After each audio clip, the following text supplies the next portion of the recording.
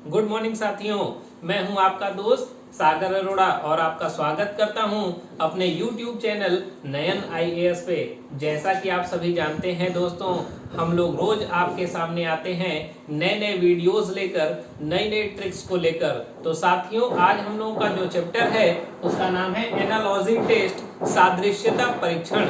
आज हम लोग सादृश्यता परीक्षण के कुछ प्रश्नों को देखेंगे और देखेंगे कि आपकी परीक्षा में अलग अलग टाइप के सादृश्यता परीक्षण से या एनालॉजी टेस्ट से किस प्रकार के प्रश्न आपके पेपर में आते हैं। उन सारे प्रश्नों को आज हम लोग हल करने का प्रयास करेंगे और देखेंगे कि हमारे पेपर में कैसे प्रश्न आते हैं। और उससे पहले मेरे दोस्तों, आप लोगों को क्या करना है, तो सबसे पहले आप लोग जल्दी से इस मेरे वीडियो को लाइक कर दीजिए और ज्यादा से ज्यादा इसे शेयर कीजिए, अपने दोस्तों तक पहुंचाइए। क्योंकि जितना ज्यादा आप इसे लाइक करेंगे और अपना प्यार हमारे तक पहुंचाएंगे, उससे 2 गुना प्यार मैं आपके लिए यहाँ पर नए नए वीडियोस के माध्यम से रोज लाता रहूंगा।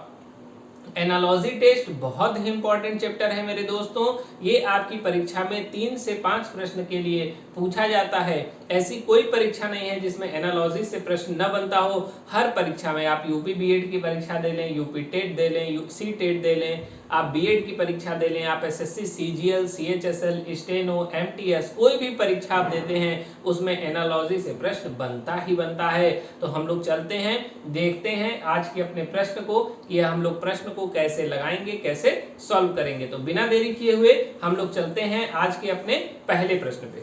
आइए दोस्तों, देखते हैं आज का हमारा पहला प्रश्न क्या होगा। आज का हमारा पहला प्रश्न है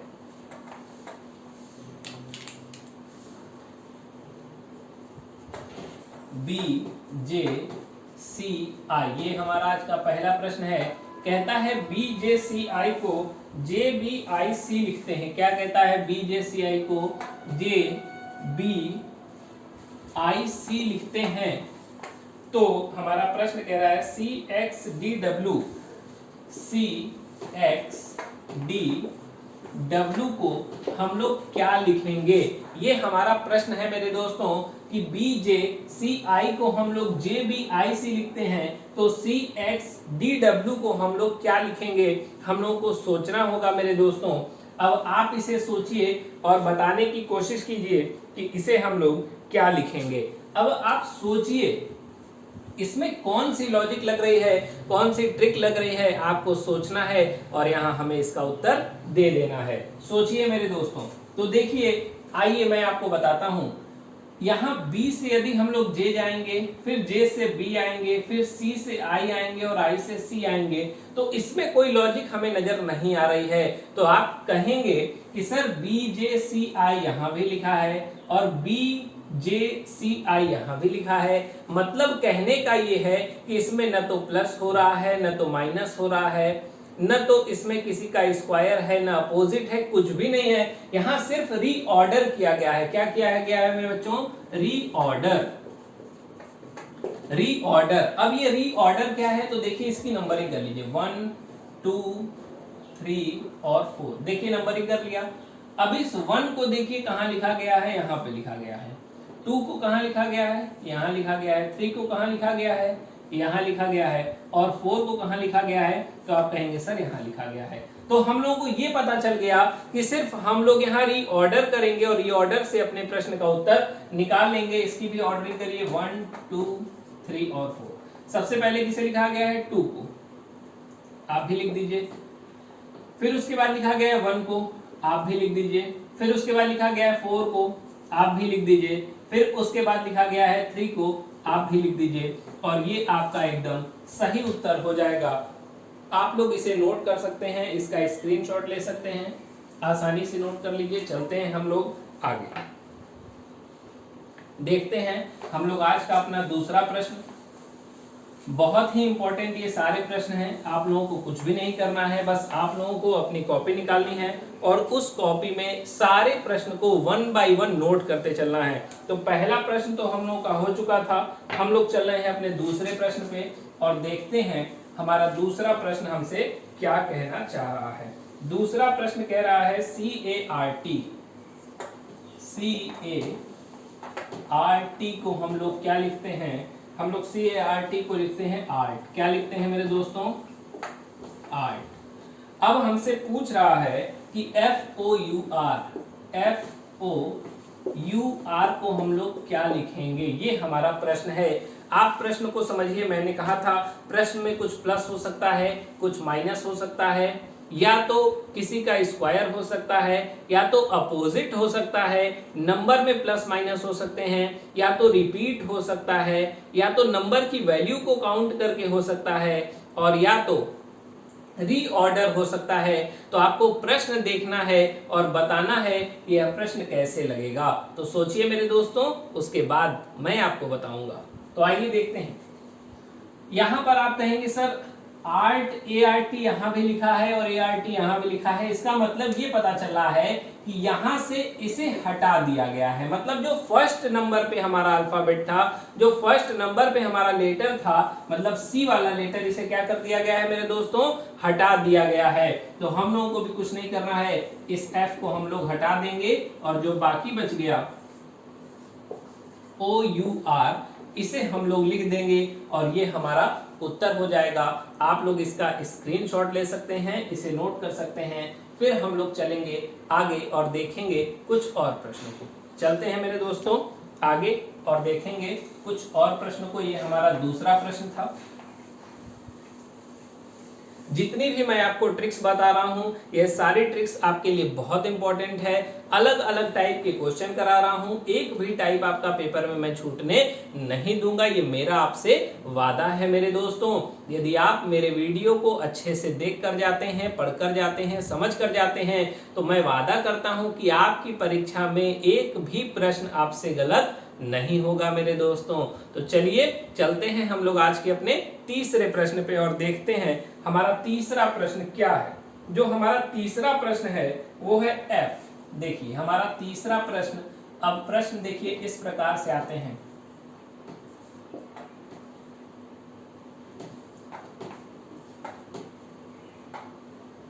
देखिए इस प्रकार से आते हैं। F हो गया, उसके बाद 216 है, फिर उसके बाद L है।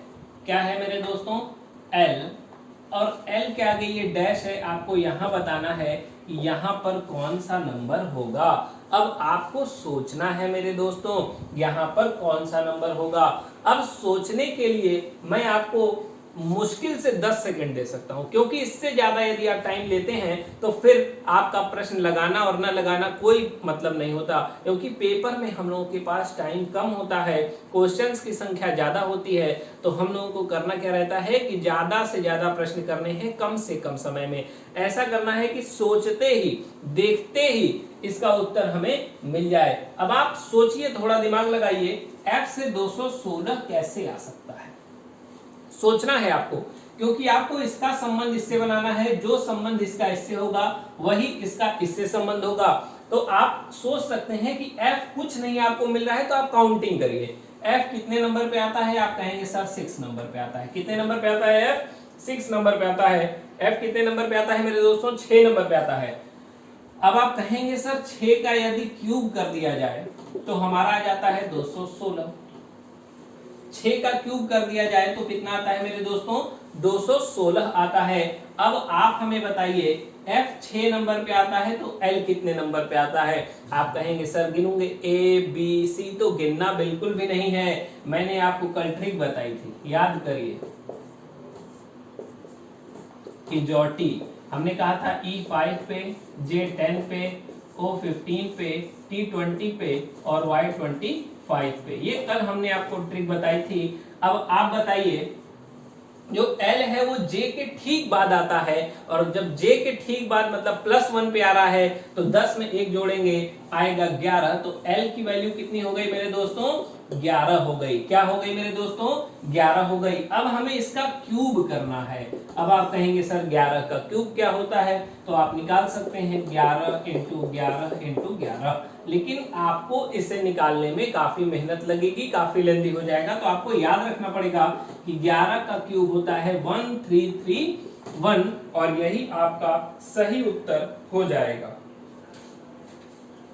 J K L नहीं, सॉरी दोस्तों, थोड़ा सा गलती हो गया है। ये 11 नहीं होगा, जे, उसके बाद आता है के, फिर आता है एल, ये 12 नंबर पे होगा। थोड़ी सी मिस्टेक है, इसको सही कर लीजिए, ये गलती हो गई है। तो हमें एल आता है हमारा 12 नंबर पे। कहां आता है मेरे दोस्तों?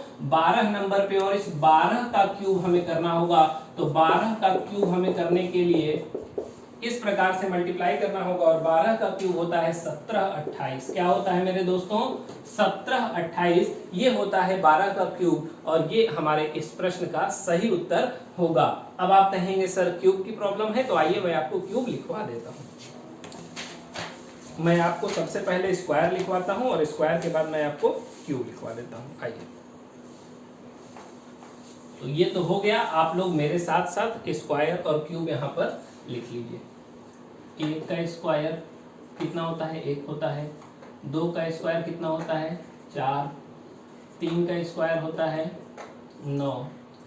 4 का स्क्वायर होता है 16। 5 का स्क्वायर होता है 25। 6 का स्क्वायर होता है 36। 7 का स्क्वायर होता है 49। 8 का स्क्वायर होता है 64। 9 का स्क्वायर होता है 81। और 10 का स्क्वायर होता है 100। इसे आप लोग नोट कर सकते हैं, मैं और भी लिख दे रहा हूँ। 11 का स्क्वायर होता है 121। 12 का स्क्वायर होता है 144। 13 का स्क्वायर होता है 169। 14 का स्क्वायर होता है 196। 15 का स्क्वायर होता है 225। 16 का स्क्वायर होता है 256। और यदि हम 17 की बात करें तो होता है 289। 17 का स्क्वायर कितना होता है मेरे दोस्तों? 289। आपको इस सारे स्क्वायर्स को क्या करना है मेरे दोस्तों? नोट करना है। इस सारे स्क्वायर को आपको नोट करना है। हम लोग चलते हैं आगे। 18 के स्क्वायर की बात करते हैं। 18 का स्क्वायर की बात करें तो होता है 324। 19 का स्क्वायर की बात करें तो होता है 361। और 20 के स्क्वायर की बात करें मेरे दोस्तों तो होता है 400। कितना होता है मेरे दोस्तों? 400 होता है। अब यहाँ मैं और लिख देता हूँ। 21 का स्क्वायर, 22 का स्क्वायर, 23 का स्क्वायर, 24 का स्क्वायर और 25 का स्क्वायर। अब देखिए, यदि आपको ये सारी चीजें याद रहती हैं तो फिर आपको सवाल लगाने में थोड़ी सी भी दिक्कत नहीं आएगी। आप हर सवाल को आसानी से लगा लेंगे। तो 21 के स्क्वायर की बात करें तो 441 होता है, इसका होता है 484। और 23 के स्क्वायर की बात करें तो होता है 529। कितना होता है मेरे दोस्तों? 529। और इसका होता है 576। और 25 का स्क्वायर होता है 625। तो आप ये कुछ स्क्वायर हैं जो कि 1 से लेकर 25 तक के हैं, आप इसे नोट कर सकते हैं। और मैं आपको यहाँ क्यूब भी लिखवा देता हूँ। इस प्रश्न को हम लोग इरेज कर लेते हैं और मैं आपको कुछ क्यूब्स लिखवा देता हूँ ताकि आपको कोई दिक्कत ना होने पाए। ये तो स्क्वायर हो गया। 15 तक की मात्र क्यूब लिखनी है। तो 1 का क्यूब कितना होगा? 2 का क्यूब, 3 का क्यूब, 4 का क्यूब, 5 का क्यूब, 6 का क्यूब, 7 का, 8, 9, 10, 11, 12, 13, 14, 15। यदि आप ये सारी क्यूब्स याद कर लेते हैं तो आपका कोई भी प्रश्न इस एनालॉजी से गलत होने वाला नहीं है। क्योंकि एनालॉजी में कुछ प्रश्न ऐसे होते हैं जो स्क्वायर और क्यूब पर चलते हैं। तो जब हमें स्क्वायर पता रहेगा, जब हमें क्यूब पता रहेगा, तो हमारे एक भी प्रश्न मेरे दोस्तों गलत नहीं होंगे। हम लोग आते हैं और क्यूब देखते हैं। तो 1 का क्यूब हमेशा 1 होता है, 2 का क्यूब 8 होता है, 3 का क्यूब 27 होता है। कितना होता है मेरे दोस्तों? 27। 4 का क्यूब होता है 64। 5 का क्यूब होता है 125। 6 का क्यूब होता है 216। 7 का क्यूब होता है 343। 8 का क्यूब होता है आपका 512। 9 का क्यूब होता है 729। और 10 का क्यूब होता है आपका 1000। अब देखिए, ये क्यूब यदि आप याद कर लेते हैं तो आपको कोई भी दिक्कत नहीं होने वाली है। काफी आसान ट्रिक्स मैं बताने जा रहा हूँ। 11 का क्यूब होता है 1331। और 12 का क्यूब अभी हम लोगों ने पढ़ा है कि 1728 होता है, 1728। 13 के क्यूब की बात करें तो 2197 होता है, 14 के क्यूब की बात करें 2744 होता है, और लास्ट 15 की बात करें तो 3375 होता है। कितना होता है मेरे दोस्तों? 3375। तो यदि आपको 1 से 15 तक क्यूब याद है, 1 से 25 तक स्क्वायर याद है, तो आप अपने एनालॉजी के हर प्रश्न को आसानी से सॉल्व कर सकते हैं। चलते हैं हम लोग अगले प्रश्न की ओर और देखते हैं कि हमारा अगला प्रश्न क्या होना चाहिए और क्या है। देखिए, आज का जो हमारा अगला चौथा प्रश्न होगा वो क्या होगा, ये मैं आपको बता रहा हूँ। BADC आज का हमारा जो चौथा प्रश्न है वो है BADC। कहता है BADC को XWZY लिखते हैं, XWZY। BADC को XWZY लिखा जाता है। तो आगे कहता है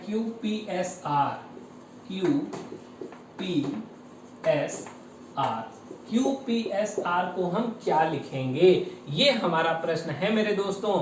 अब आपको सोचना है कि इस प्रश्न का उत्तर क्या होगा, इस प्रश्न का उत्तर क्या होगा, यह आपको सोचना है और हमें बताना है। तो देखिए, यहाँ पर कुछ चीजें प्लस हो रही हैं या माइनस हो रही हैं या स्क्वायर हो रहा है या क्यूब हो रहा है, बस इस बात को आपको ध्यान में रखना है और इसका उत्तर हमें दे देना है। तो सोचिए, आपको मैंने अपोजिट लिखवाया था। क्या लिखवाया था मेरे दोस्तों? अपोजिट। तो आप कहेंगे जो B है वो X का अपोजिट होता है, लेकिन एक चीज क्वेश्चन में गड़बड़ है, ये अपोजिट नहीं है मेरे दोस्तों। देखिए, B का अपोजिट जो है वो y होता है। B का अपोजिट क्या होता है? y होता है। और ये देखिए यहां पर आया है, इसकी रैंकिंग भी देखना है। A का अपोजिट होता है Z, जो कि यहां पर आया है, मतलब ये अपोजिट साइड से चल रहा है। अब आपको C का अपोजिट देखना है और D का अपोजिट देखना है। तो देखिए, D का अपोजिट होता है W, जो कि यहां पर आया है, देखना है आपको, ध्यान से देखिए। और C का अपोजिट होता है हमारा X, जो कि यहां पर आया है। इसका मतलब ये है कि जो फर्स्ट वाला जो अपोजिट होगा, इसका अपोजिट यहां जाएगा, सेकेंड वाले का अपोजिट आपका यहां आएगा, थर्ड वाले का अपोजिट आपका यहां आएगा, और फोर्थ वाले का अपोजिट आपका यहां आ जाएगा। कहने का मतलब ये है कि ये जो नंबरिंग है वो इस फॉर्म में चल रही है। किस फॉर्म में चल रही है मेरे दोस्तों? इस फॉर्म में। जब आप इस फॉर्म में नंबरिंग देखेंगे तो आपको बताना है कि इसका अपोजिट क्या होगा। तो हमने कुछ चीजें लिखवाई थी, जिसमें शर्ट जी लिखवाया था, शर्ट जी, ये हमने ट्रिक लिखवाई थी। टी जी एक दूसरे के अपोजिट हैं, आई आर एक दूसरे के अपोजिट हैं, एस और एच एक दूसरे के अपोजिट हैं। अब देखिए, यहां से आपको S मिल गया, यहां से आपको R मिल गया। R का अपोजिट क्या होगा? I। आप R का प्लेस देखिए और I यहां पर लिख दीजिए। उसके बाद आपको S चाहिए, S का अपोजिट होता है H। आप S का प्लेस देखिए और यहां लिख दीजिए H। अब आपको चाहिए P और Q। तो P और Q का अपोजिट क्या होता है मेरे दोस्तों? आपको बताना पड़ेगा। तो P का अपोजिट होता है मेरे दोस्तों K। क्या होता है? K। और Q का अपोजिट होता है L। तो IHKL इस प्रश्न का सही उत्तर होगा। आप चाहें तो इसका स्क्रीनशॉट ले सकते हैं, इसे समझ सकते हैं। फिर हम लोग चलेंगे अपने अगले प्रश्न पे और देखेंगे हमारा अगला प्रश्न क्या होने वाला है। आप लोगों को सारी ट्रिक्स को याद रखना है, जितना मैंने तरीका बताया है उन सारे तरीकों को आपको याद रखना है। हम चल रहे हैं अपने अगले प्रश्न पे और देखते हैं हमारा आज का अगला प्रश्न क्या होगा। अब ध्यान से आपको समझना है और हमें इसका उत्तर देना है। चलिए, अगला हमारा जो प्रश्न है वो है 1:1, फिर उसके बाद 15 और डैश। ये हमारा आज का अगला प्रश्न है। आपको इस प्रश्न को समझना है और इसका उत्तर हमें बता देना है। अब आपका काम है मेरे दोस्तों इसका उत्तर बताना। जल्दी से सोचिए और इसका उत्तर हमें बता दीजिए कि इस प्रश्न का उत्तर क्या होगा। अब आपको बताना है। तो आप देखिए, यदि हम इस 1 का स्क्वायर करेंगे तो हमें 1 मिल जाएगा, ठीक उसी प्रकार यदि हम 15 का स्क्वायर कर देते हैं तो 15 का स्क्वायर होता है 225। कितना होता है मेरे दोस्तों? 225। आप यहाँ पर देख भी सकते हैं। तो इसका आंसर आपका क्या आएगा?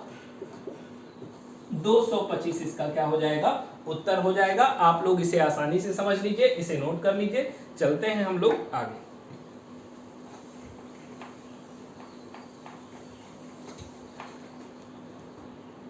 चलिए दोस्तों, देखते हैं हमारा अगला प्रश्न क्या होने वाला है। अगला जो हमारा प्रश्न है वो है 15:225 फिर है 17। अब यहां पर क्या आएगा आपको बताना है, ये हमारा अगला प्रश्न है। बहुत इंपॉर्टेंट क्वेश्चन है मेरे दोस्तों। 15 से 225 का संबंध बनाइए, फिर 17 से इसका संबंध बना दीजिए, आपको पता चल जाएगा कि इसका उत्तर क्या होगा। और उससे पहले मेरे दोस्तों, जब मैं आपको इतनी अच्छी अच्छी ट्रिक्स बता रहा हूं, अच्छे अच्छे वीडियोस लेकर आपके सामने आ रहा हूं, तो आपका भी फर्ज है कि आप हमारे वीडियो को लाइक जरूर करें। तो जल्दी से मेरे दोस्तों इस वीडियो को सबसे पहले लाइक कर दीजिए और अपने ढेर सारे दोस्तों तक पहुंचा दीजिए, ताकि मैं आपको और अच्छे अच्छे क्वेश्चंस आगे कराऊं। तो देखिए, 15 से यदि हम 225 का संबंध बनाते हैं, इससे इसका रिलेशन बनाना है, तो 15 का आपको स्क्वायर करना पड़ेगा। क्या करना पड़ेगा मेरे दोस्तों? 15 का स्क्वायर करेंगे तो आएगा कितना? कहेंगे सर 225 आएगा। और ठीक उसी प्रकार यहां से यहां जाना है हमें, तो हमें 17 का स्क्वायर करना पड़ेगा। क्या करना पड़ेगा मेरे दोस्तों? 17 का स्क्वायर, और 17 का स्क्वायर होता है 289। आप यहाँ पर देख भी सकते हैं। चलते हैं, तो यहाँ पर क्या आ जाएगा? 289, मतलब इसका आंसर क्या हो जाएगा? 289 आपका इसका आंसर हो जाएगा। आप लोग इसका स्क्रीनशॉट ले लीजिए, इसे देखना चाहते हैं देख लीजिए, समझ लीजिए, लिख लीजिए। चलते हैं हम लोग आगे कुछ और प्रश्नों पर।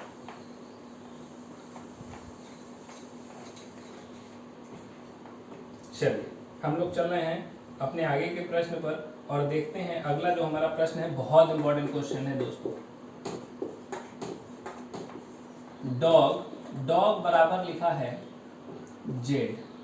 क्या लिखा है? डॉग बराबर जेड। तो कैट बराबर हमसे पूछ रहा है, CAT, कैट बराबर क्या होगा, ये आपको बताना है। अब आप सोचिए कि कैट बराबर क्या हो सकता है। डॉग को ये जेड लिखता है। अब आप कहेंगे सर डॉग को जेड कैसे लिखता है? तो कुछ तो लॉजिक होगा मेरे दोस्तों। अब क्या लॉजिक है ये आपको हमें बताना है, आप लोगों को बताना है। आप अपना आंसर जल्दी से कमेंट बॉक्स में हमें बता सकते हैं। तो आपको क्या करना है, ये बताना है कि डॉग को जेड कैसे लिखा गया। और जब आपको ये पता चल जाएगा कि डॉग को जेड कैसे लिखा गया, ठीक उसी प्रकार आप कैट को भी क्या लिखेंगे ये हमें बता सकते हैं। तो आइए देखते हैं। देखिए, यदि हम डॉग की बात करें, डॉग को इसने लिखा है जेड। क्या लिखा है मेरे दोस्तों? जेड। और जब डॉग को जेड लिखा है इसने, आप देखिए डी का पोजीशन, आप फिर से उसको याद करिए। इजोटी, ये आपका आता है 5 पे, ये 10 पे, ये 15 पे, ये 20 पे और ये 25 पे। देखिए जो डी है वो तो 4 नंबर पे आ रहा है। ओ आपको यहाँ देखिए मिल गया, कितने नंबर पे आ रहा है? 15 नंबर पे। जी की हमने आपको ट्रिक बताई थी, हमने कहा था ये देखिए 7 होता है, तो जी किस पे आ गया? 7 पे। आप इन सबको जोड़ने का प्रयास कीजिए, और 15 और 4 19 होता है, 19 और 7 जोड़ेंगे तो कितना होता है मेरे दोस्तों? 26। और आप देखेंगे कि जेड कितने नंबर पे आता है? 26 नंबर पे आता है। इसका मतलब ये हो गया मेरे दोस्तों कि इसकी हमें नंबरिंग करनी थी, ये किस पोजीशन पर आता है, पोजीशन के नंबर को आपस में जोड़ देना था। जो नंबर यहाँ पे मिल रहा है उस नंबर वाले लेटर को यहाँ पर हमें लिख देना था। तो ठीक उसी प्रकार हम कैट का भी काम करेंगे। तो देखिए जो कैट है उसमें है, मैं इसको इरेज कर देता हूं तब आपको और अच्छे समझ में आएगा। आप लोग इसको नोट कर लीजिए।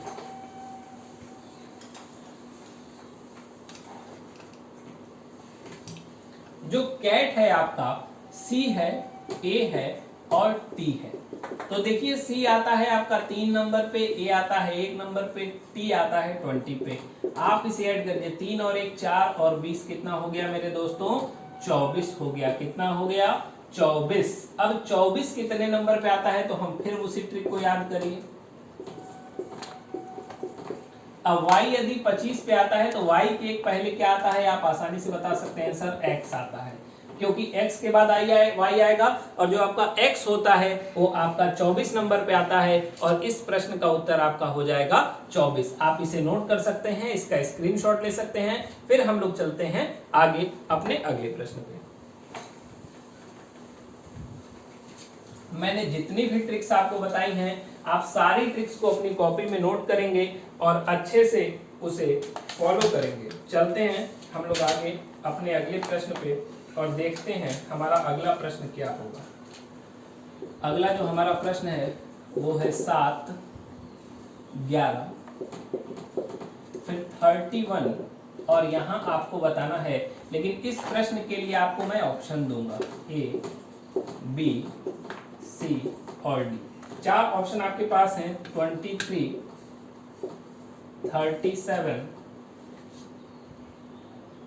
43 और 17, 43 और 17 ये आपके पास यहाँ पर ऑप्शन है। आपको बताना है कि इसका इससे क्या संबंध होगा। सबसे पहले आपको करना है 7 से 11 का संबंध बनाना है, उसके बाद जो संबंध इसका इससे होगा ठीक वही संबंध इसका भी इससे होने वाला है। तो आपको सोचना है और बताना है कि क्या इसका उत्तर होगा। सोचिए मेरे दोस्तों, फिर मैं आपको बताऊंगा कि इसका उत्तर क्या होगा। देखिए, यदि हम 7 से 11, पहले आप लोग प्लस पे काम करिए। यदि 7 से 11 चलते हैं तो +4 आ रहा है। यदि हम लोग 31 में +4 करते हैं तो हमारा आएगा 35। लेकिन आप कहेंगे सर ये तो ऑप्शन में ही नहीं है, मतलब ये वाली सोच हमारी क्या हो गई मेरे दोस्तों, गलत हो गई। हम आपको हर तरीका बताएंगे, आप प्रश्न को कैसे सोच सकते हैं, कैसे उसका उत्तर लाने का प्रयास कर सकते हैं, वो सब चीज मैं आपको बताने वाला हूं। अब आपका प्लस पे ये काम नहीं कर रहा है, आप डबल करेंगे फिर कुछ माइनस करेंगे तब भी यहाँ पर ऑप्शन से मैच नहीं होगा। तो फिर आपके दिमाग में एक बात आनी चाहिए कि कुछ सम संख्याएं होती हैं, कुछ विषम संख्याएं होती हैं, कुछ अभाज्य संख्याएं होती हैं। तो आइए मैं आपको रिकॉल करा देता हूं, वह संख्या जो 2 से कट जाती है उसे सम संख्या कहते हैं। कौन सी संख्या मेरे दोस्तों, सम संख्या, इवन नंबर, नंबर जो 2 से पूरा पूरा डिवाइड हो जाए, कुछ भी रिमाइंडर न बचे, उस संख्या को हम लोग क्या कहते हैं, सम संख्या कहते हैं। अब आप कहेंगे सर विषम संख्या क्या होती है? तो मेरे दोस्तों, ऐसी संख्या जो 2 से नहीं कटती है, कुछ न कुछ रिमाइंडर छोड़ देती है, उसे हम क्या कहते हैं, विषम संख्या कहते हैं। लेकिन जब हम बात करें अभाज्य संख्या की, तो मेरे दोस्तों वह संख्या जो सिर्फ 1 से कटे और अपने आप से कटे, उसके अलावा किसी से न कटे, ऐसी संख्या को अभाज्य संख्या कहते हैं मेरे दोस्तों। अब आप देखिए, यह 7 एक अभाज्य संख्या है और 7 के बाद आने वाली अगली अभाज्य संख्या 11 है, क्योंकि देखिए 7 के बाद 8 आता है, 9 है, 10 है, फिर है 11। तो देखिए ये भी भाज्य है, ये भी भाज्य है और ये भी भाज्य है। ये तीनों संख्याएं भाज्य संख्याएं हैं, मतलब 7 के बाद अगली अभाज्य संख्या यहाँ लिखा है। हमें उसी के अनुसार 31 के बाद आने वाली अगली अभाज्य संख्या को खोजना है। तो आप लिखिए 32, ये कट जाएगी, 33 ये भी कटेगी, 34 ये भी कटेगी, 35 भी कटेगी, 36 भी कटेगी। लेकिन जब बात करेंगे 37 की, तो 37 किसी से नहीं कटेगी मेरे दोस्तों। तो 31 के बाद आने वाली अगली अभाज्य संख्या कौन सी होगी, 37 होगी और यही आपका सही उत्तर होगा, ऑप्शन नंबर बी। आप लोग इसे नोट कर सकते हैं, इसका स्क्रीनशॉट ले सकते हैं। तो धन्यवाद साथियों, यदि आपको मेरा वीडियो पसंद आया है तो आप इसे लाइक कीजिए और ज्यादा से ज्यादा अपने दोस्तों तक पहुंचाइए। धन्यवाद।